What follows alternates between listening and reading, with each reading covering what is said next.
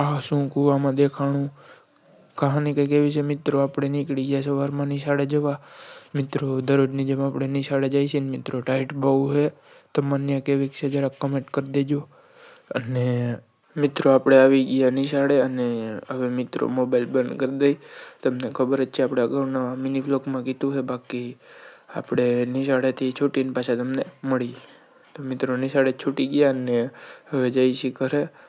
અને ઘરે જઈને પછી તમને પાછો મળવું. અને મિત્રો આજે પણ વાડીએ જવાનું છે, તો ખાયો ઘરે પહોંચી અને પછી તમને પાછા મળી. તો મિત્રો આપણે આપણા ગામમાં પોગવા આવી ગયા છીએ અને થોડા કચેટા હી તો ઘરે જઈને તમને મળું. તો મિત્રો ખાઈ પી લીધું, ગાડી પાર્ક કરી દીધી અને જૂની ગાડી લઈને જઈએ છીએ વાડી.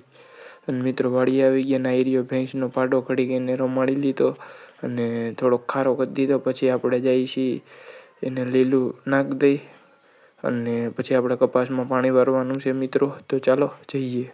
મિત્રો આવી ગયો કપાસમાં પાણી વારવા અને થોડુંક પાવાનું છે પાઈ દઈ અને પછી ચા કરવાનો હતો, ચા કરી લીધો. ચા પીને પછી પાછા તમને મળી. તો મિત્રો કૂવામાં કંઈક આવું થવા માંડ્યું.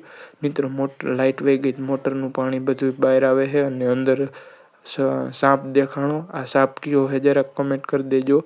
અને પછી પાછા અમે વયા ગયા ખડ વાટવા. જોઈ લ્યો દાંતેડું અને લુગડું. અને મિત્રો હું આવી ગયો કપામાં પાણી વારવા.